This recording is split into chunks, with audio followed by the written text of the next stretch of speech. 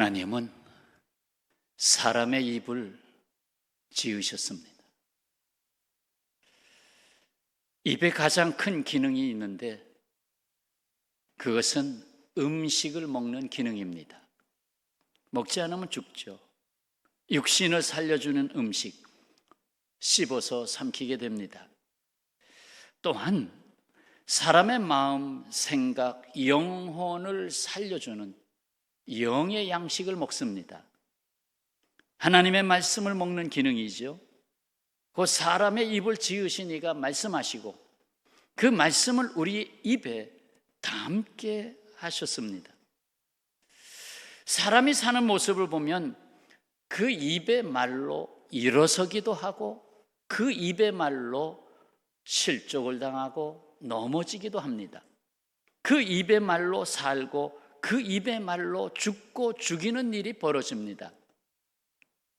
상당히 중요한 것이 입입니다. 잠언에서 이렇게 엄중하게 교훈합니다. 잠언 18장 21절, 죽고 사는 것. 죽고 사는 것이 어디에 달려 있어요? 혀의 힘에 달렸나니. 혀를 쓰기를 좋아하는 자는 혀의 열매를 먹으리라. 좋은 열매도 있겠고 나쁜 열매도 있겠죠. 오늘 우리는 출애굽의 큰 구원을 이루기 위해서 모세를 불러 세우실 때 있었던 장면으로 함께 가서 지금 우리에게 주시는 말씀으로 경청하고자 합니다.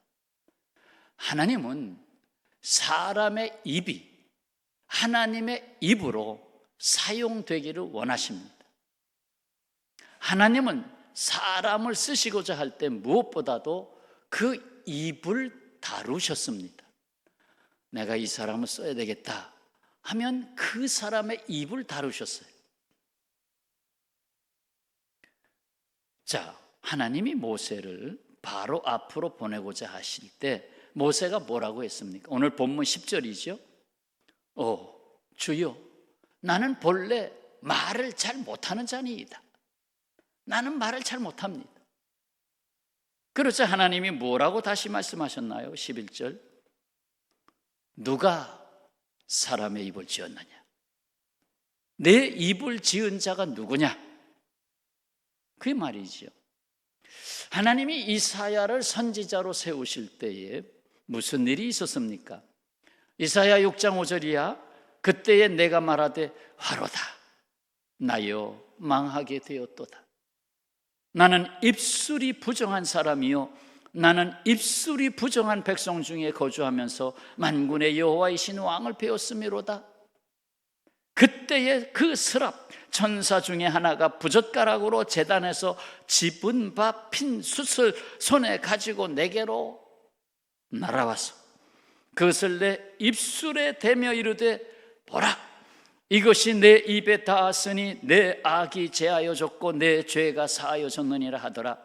내가 또 주의 목소리를 들으니 주께서 이르시되 내가 누구를 보내며 누가 나를 위하여 갈꼬 하시니 그때에 내가 이르되 내가 여기 있나이다. 나를 보내소서.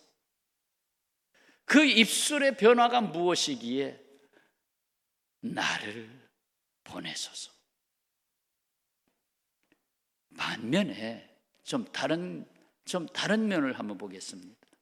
거짓의 머리 사탄, 그를 따르는 자들에 대하여 분명하게 말씀하고 있는 부분을 한번 들어봅시다. 요한계시록 16장 13절 말씀. 내가 봄에 개구리 같은 새 더러운 영이 있다. 그 더러운 영이 어디서 나오느냐?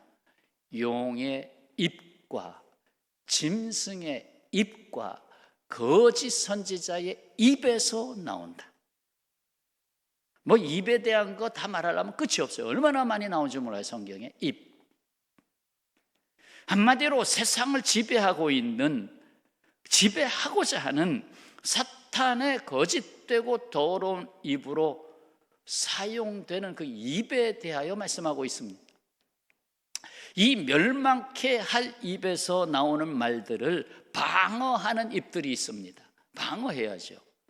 바로 하나님이 불러내셔서 하나님의 입으로 사용하시는 하나님의 사람들의 입입니다. 바로 저와 여러분의 입입니다. 이러한 영적 대결을 요한계시록 12장에서 환상으로 묘사했는데, 여기 등장하는 여자는 그리스도의 신부인 교회를 말합니다. 자, 12장 요한계시록 12장 15절 말씀에 여자의 뒤에서, 앞에서도 하지만 여자의 뒤에서 뱀이, 곧 사탄이 그 입으로 물을 강같이 토하여 여자를 물에서 떠내려가게 하려 하되, 교회를 떠내려가게 하려고 사탄의 입에서 엄청난 강물을 토해냈는데, 16절 땅이 여자를 도와, 땅끝까지 이르는데 증인이 되라 했는데 땅이 여자를 도와 그 입을 벌려, 여자의 입을 벌려 용의 입에서 토한 강물을 삼키니. 성도들의 입에 능력을 표현하고 있어요. 17절 용이 여자에게 분노하여 돌아가서 그 여자의 남은 자손, 곧 하나님의 계명을 지키며 예수의 증거를 가진 자들과 더불어 싸우려고 바다 모래 위에 서 있더라. 바다도 아니고 땅도 아닌 바다 모래 위에 서 있더라. 결국 말씀으로 오셔서 대속의 십자가를 지셨던 예수께서 거짓의 왕 사탄과 그의 거짓 추종자들을 이기고 승리하십니다. 요한계시록 19장의 말씀입니다. 19장 13절 또 그가 피 뿌린 옷을 입었는데, 이렇게 되면 예수님인지 분명히 드러나죠. 그 이름은 하나님의 말씀이라 칭하더라. 하늘에 있는 군대들이 희고 깨끗한 세마포 옷을 입고 백마를 타고 그를 주님을 따르더라. 15절 그의 입에서, 주님의 입에서 예리한 검이 나오니 그것으로 만국을 치겠고 친히 그들을 철장으로 다스리며 또 친히 하나님 곧 전능하신 이의 맹렬한 진노의 포도주 틀을 밟겠고. 그래서 16절 그 옷과 그 다리에 이름 쓴 것이 보인다. 만왕의 왕 만주의 주라 하였더라. 아멘. 입, 예수님도 입이고 우리 성도들도 입이고 사탄도 입이고 이 세상의 거짓을 따르는 자들의 모든 입, 세상 보세요. 전부 입으로 떠들어대는 거. 뉴스라고 하지만 전부 입으로 떠들어대는 거. 성도 여러분, 우리는 육체적인 입씨름을 할 시간이 없습니다. 우리는 거짓의 영과 대결해야 하는 하나님의 말씀을 담은 입을 사용해야 할 것입니다. 다른 단어를 사용할 시간이 없습니다. 생명의 단어를 사용하기에도 바쁩니다. 이에 하나님은 사람의 입에 하나님이 이루기를 원하시는 새 단어를 담아주십니다. 새 단어. 변화됐다 이죠. 우리 입에 쓰는 용어가 변화됐다는 얘기죠. 하나님은 애굽에서 포로 생활과 같이 고통을 당하고 있는 하나님의 백성들에게 모세를 보내시면서 이렇게 말씀하십니다. 오늘 본문 출애굽기 4장 12절 말씀. 이제 가라. 내가 내 뭐와 함께 있어서? 입과 함께 있어서. 내 입과 함께 있어서 할 말을 가르치리라. 모세가 군대를 끌고 들어간 것도 아닙니다. 오직 하나님이 함께 하시는 입을 가지고 들어갔습니다. 입의 능력 대단하지요. 어제도 저 입 좀 많이 사용했어요. 우리 노예 장로 안수집사 권사 피택자 교육을 강의를 맡아달라고 해서 또 가서 강의를 좀 했습니다. 거기에는 우리 가까이 있는 장석교회에서 이번에 장로가 9분이나 피택됐더라고. 그 9분의 장로님들 되실 분도 오셔서 교육을 받고 얼마나 감사한지 끝나고서 제 손을 잡으며 또 인사하면서 참 귀한 말씀 담아주셔서 감사합니다. 또 하나님이 부족한 종이지만 입술을 사용하는 것을 또 체험했습니다. 아이고 주여, 제가 말주변이 없는 사람인데 또 그렇게 사용하시네요. 감사합니다. 아주 흡족히 여겼어요. 수강생들이 흡족히 여기고 일어났습니다. 감사한 일이죠. 이어서 애굽에서 백성들이 나와서 홍해를 건너 구원함을 받고 광야 40년을 지나 가나안을 목전에 둔 모압 땅에 집결했습니다. 하나님의 백성에게 모세를 통하여 하나님의 말씀하신 약속하신 말씀이 선포됩니다. 그 중에 중요한 한 절, 그게 40년이 지나서 세대가 바뀌면서 그러면서 주신 말씀, 신명기 30장 14절 말씀 한번 같이 읽을까요? 오직 그 말씀이 내게 매우 가까워서 내 입에 있으며 내 마음에 있은즉 내가 이를 행할 수 있느니라. 말씀이 내 입에 있고 내 마음에 있게 하겠다. 그래서 번뜩 생각나는 게, 여러분 성경 열심히 통독하고 계십니다. 처음에 333 성경 통독 행진으로 시작했다가 계속 이어가고 있는데 지금 700회가 넘었죠. 그런데 오늘 말씀을 전하면서 이 말씀을 그냥 눈으로만 읽으면 안 되겠다. 성경 통독할 때 소리 내서 읽어야 되겠다. 우리 입에 담아주시는 말씀의 능력이 대단해서 그냥 마음에만 담아주시는 것보다 입으로 읽어가야 되겠다. 읽어가는 말씀이 내 귀에 다시 들리고, 그래서 성경 통독할 때 소리 내어 읽어야 되겠다 하는 것을 더 강하게 느꼈습니다. 그래, 읽을 때는 소리 내서 읽자. 성경을 읽을 때는 소리 내서 읽자. 성도 여러분, 하나님의 말씀 멀리 있지 않습니다. 너무 가까워서 이 입에 담아주셨습니다. 아주 얼마나 가까운지 몰라요. 여기다가 말씀을 담아주셨어요. 실로 세상의 말에 속아서 살았던 인생 가운데 예수께서 말씀으로 오셨습니다. 죄를 대신 지시고 죽으시고 우리를 위해 부활하신 주님은 우리가 사용해야 할 단어를 뒤집어 주셨습니다. 뒤집어 사용해라. 여러 가지 반대 뜻을 갖고 있는 단어들이 있지만 조금 두를 좀 사용해서 반대말을 한번 만들어서 여러분에게 던져드리겠습니다. 이런 거죠. 이렇게 바꿔주셨습니다. 재미에서 의미로. 세상은 재미를 추구하지만 너는 의미를 추구해라. 관습에서 관점으로. 관습, 늘 똑같이 행하던 그거 놓치지 마라. 봐야 할 중심, 관점을 놓치지 마라. 복지에서 복음으로. 복지. 우리 똑같이 잘 살자. 그래서 똑같이 잘 살자. 그래서 배급하고 나눠 갖고, 그래서 북한이 너무 잘 살죠. 북한이 너무 잘 살아요. 그게 아니라 왜 못 살아요? 복지 했지만 복음을 빼버렸기 때문에, 하나님을 빼버렸기 때문에, 예수님을 빼버렸기 때문에 못 사는 거예요. 부정에서 긍정으로, 부정에서 긍정으로 뒤집어놨어요. 외에도 도피에서 도전으로, 낙담에서 담대함으로, 육적인 생각에서 영적인 생각으로, 자살에서 살자로, 소극에서 적극으로, 불신에서 신앙으로, 그리고 나에게서 너로,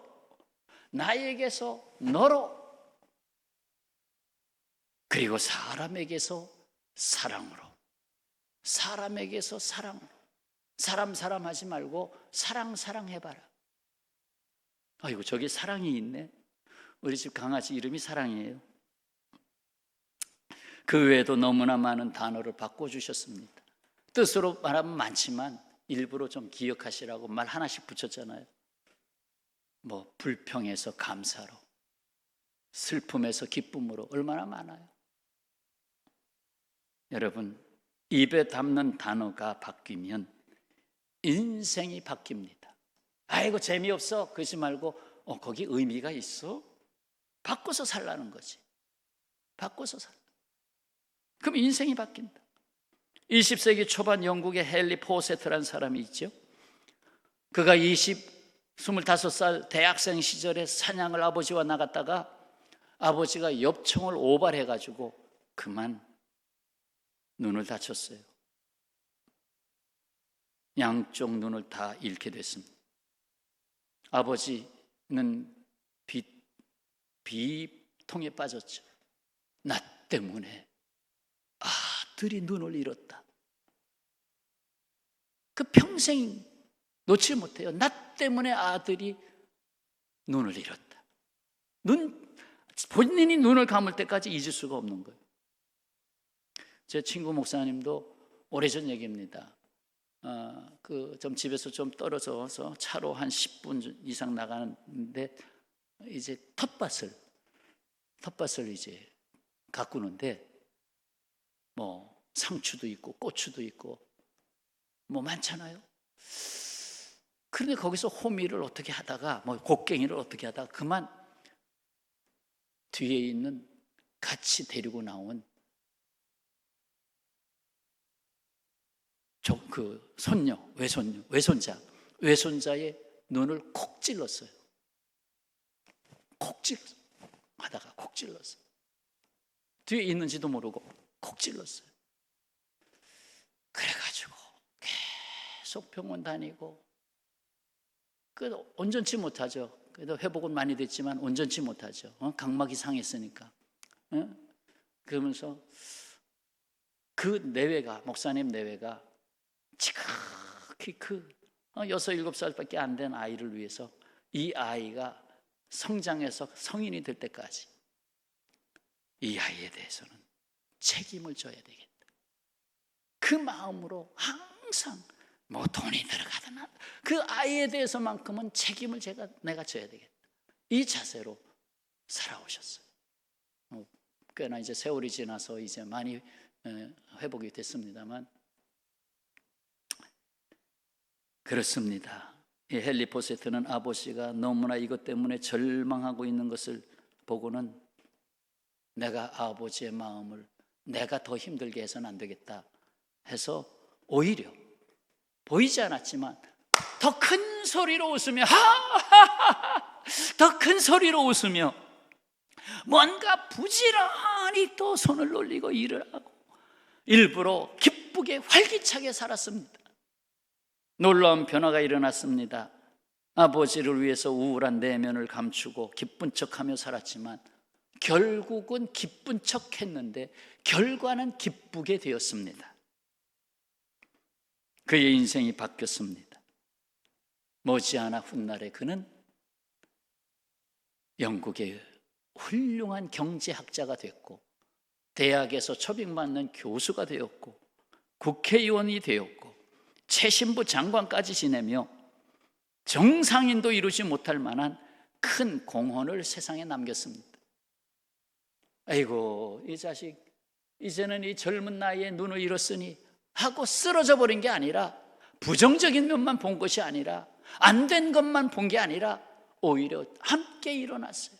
아버지 때문에 일어나고 그리고 본인이 너를 위해서 아버지를 위해서 내가 일어나야 되겠다.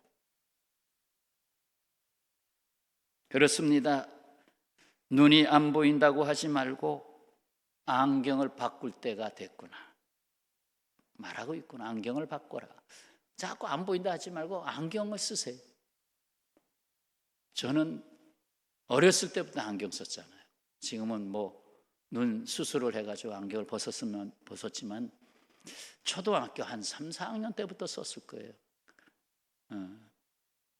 특히나 청소년 시절 한 나이 30대 때까지는 매년 안경알을 바꿨어요. 매년 눈이 나빠지니까. 그러니까 평생에 안경을 20, 30번은 바꾼 것 같아요. 바꿀 때가 됐구나. 또 안 보이기 시작하는구나. 바꿔야지. 틀렸다 하지 말고 생각을 뒤집어 보라고 말해주고 있습니다. 틀렸다 하지 말고 생각을 한번 뒤집어 봐라. 재미없다 하지 말고 의미를 찾아라. 길이 안 보인다고 하지 말고 내가 만들어 놓은 고정관념이라는 장벽을 넘어가라. 넘어가라. 네가 담벽을 쌓지 않니? 넘어가라. 산속에서 길을 잃은 사람이 길을 찾으려고 할 때 어디로 가나? 제일 좋은 방법은 더 위로 올라가는 거예요. 그래서 산세를 보면 여기 능선이 이렇게 보이는구나. 이쪽은 골짜기구나. 이쪽은 수풀이 너무 우거졌구나. 이쪽은 그래도 바위들이 많이 보이는구나. 능선의 길이 보이는구나. 그래서 길을 찾아가는 거예요. 인생의 미로에 갇힌 사람이 미로를 빠져나가기 위해서는 말씀의 지도를 펴야 됩니다. 그 지도에 그동안 내가 사용했던 지명이 많습니다. 내가 원했던 지명에 딱딱딱딱 찍어놨습니다. 그러나 주님은 새로운 지명을 표시하라고 합니다. 새로운 지명. 그게 인생 지도예요. 주님이 담아주시는 인생 지도. 성도 여러분, 내 입의 말이 바뀌면 일어나는 가장 놀라운 일이 있습니다. 내 입의 주인이 바뀐 것입니다. 내 입의 주인이 바뀌었다. 곧 주께서 내 입에 새 단어를 담아주십니다. 그 새 단어는 주께서 우리에게 주시는 주님의 모든 것을 내어주는 겁니다. 얘야, 믿음이라는 단어를 담아라. 그럼 믿음 안에 모든 것이 있잖아요. 브룩 힐스 교회, 한 4,000명 이상 부흥이 된 교회인데, 이 데이비드 플랫 목사가 이 말씀을 강조합니다. 우리가 예수께 나오면 그분께 속한 모든 것이 우리의 것이 됩니다. 예수께 나오면 그분의 모든 것이 우리의 것이 됩니다. 예수께서 천국 잔치를 비유로 말씀하시면서 잔치할 시각에 그 청하였던 자들, 종들을 보내요. 이르기를 오소서, 모든 것이 준비되었나이다. 그 모든 것을 어디다 담아주시려고? 입에다 담아주시려고. 주님은 염려라는 단어를 꺼내버리시고 믿음을 대신 넣어주셨죠. 그래서 마태복음 6장 31절, 그러므로 염려하여 이르기를 무엇을 먹을까? 무엇을 마실까? 무엇을 입을까 하지 말라. 정말 그렇습니까? 물론 우리가 지혜롭게 계획하는 건 중요하죠. 그러나 지혜가 염려에 눌리면 안 되잖아요. 아이고, 내가 집장만도 안 끝났는데 내가 지금 노후의 삶이 다 준비됐는가? 연금도 쥐꼬리만큼 나오는데 내가 노후 생활이 다 준비됐는가? 이거 염려잖아요. 사실은 염려가 온 거잖아요. 근데 뭐라고 하셔요? 이는 다 이방인들이 구하는 것이라. 너희 하늘 아버지께서 이 모든 것이 너희에게 있어야 할 줄을 몰라요? 아시느니라. 우리가 기도할 때 짧고도 깊은 기도가 있습니다. 주께서 아시나이다. 주께서 아시나이다. 그러면 마음이 평안해져요. 주께서 사랑하는 아들에게 말씀하십니다. 내가 다 안다. 물이 반쯤 차 있는 컵이 있습니다. 누구는 이렇게 말하죠. 물이 아직 반이나 남아있네? 그러나 또 다른 사람이 말합니다. 아이고, 이제 물이 반밖에 안 남았네? 한 사람은 긍정적으로 보고 하는 사람은 부정적으로 봤습니다. 누가 더 맛있는 물을 먹겠습니까? 시인 정호승 씨의 반달이라는 시가 있습니다. 지금 벌써 70세가 넘으셨는데 아무도 반달을 사랑하지 않는다면 반달이 보름달이 될 수 있겠는가? 보름달이 반달이 되지 않는다면 사랑은 그 얼마나 오만할 것인가? 해석은 여러분 각자 하실 수 있겠지만 반달에서 보름달로 가는 걸 볼 수 있어야 하고, 보름달이 되었을 때 반달이 있었다는 걸 잊지 말아야 된다.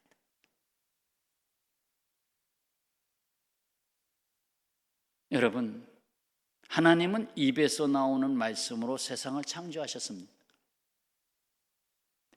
이사야 55장 11절, 내 입에서 나가는 말도 이와 같이 헛되이 내게로 되돌아오지 아니하고 나의 기뻐하는 뜻을 이루며 내가 보낸 일에 형통함이니이다.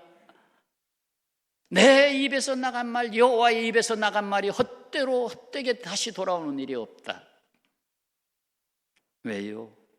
하나님의 말씀은 어디에 담아주셔요? 사람의 입에 담아주십니다. 그냥 하늘에서 입이 벌려서 빽빽빽빽 하는 게 아니라 하나님이 사람을 부르셔서 그 입에 담아주십니다. 그리고는 헛되이 돌아가지 않게 합니다. 바로 하나님이 주신 단어를 하나님이 이루시기 때문에 그렇습니다.